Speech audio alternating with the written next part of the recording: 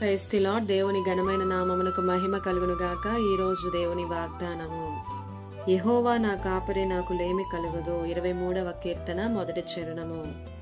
ఈ ఉదయకాల సమయంలో దేవాతి దేవుడే మనందరితో మాట్లాడుతున్నాడు. ఇక్కడ దావీదు అంటున్నాడు, యెహోవా నా కాపరి, నాకు లేమి కలుగదు అని. అవును, దావీదే కాదు ఈ మాట, మనకి కూడా నిజంగా మన కాపరి దేవుడే కనుక మనకేమీ కాదు. కాపరి ముందుండి నడుస్తుంటే మనం ఆయనను వెంబడించే గొర్రెగా ఉండాలి. కాపరి తన గొర్రెను మేపుతాడు, పోషిస్తాడు, పరిపాలిస్తాడు, మేలు కొలుపుతాడు. నీవు ఖచ్చితంగా గొర్రెగా మారాలి. దేవుడిచ్చు భద్రత, పోషణ, గమ్యం కోసం దేవుని మీద ఆధారపడాలి. ఆయనను అనుసరించాలి. ఎలా నడిపిస్తే అలా నడవాలి. విధేయత కలిగి, పరిశుద్ధత కలిగి జీవించాలి.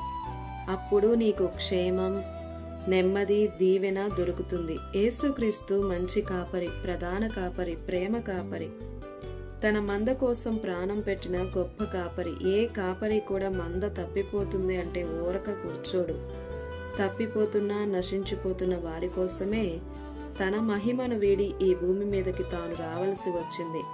ఆయన ప్రేమలో స్వార్థం లేదు. 100 గొర్రెలున్నా ఒక గొర్రె తప్పిపోతే 99 గొర్రెలను వదిలి ఆ గొర్రె కొరకు ప్రాకులాడిన ప్రేమ. దావీదు అంటున్నాడు, యెహోవా నా కాపరి అని. ఏ కష్టం వచ్చినా, శ్రమైనా, బాధ ఏదైనా నా కాపరి నాకు తోడుగా ఉన్నాడు, నాకేమీ కలగదు అని. ఆ కాపరే ఈరోజు మనకు తోడుండి నడిపిస్తున్నాడు. మనకి క్షేమం, భద్రత పోషించి నడిపించేవాడు ఆయనే.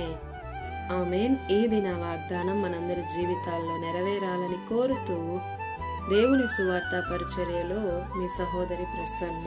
God bless you. ఆమేన్.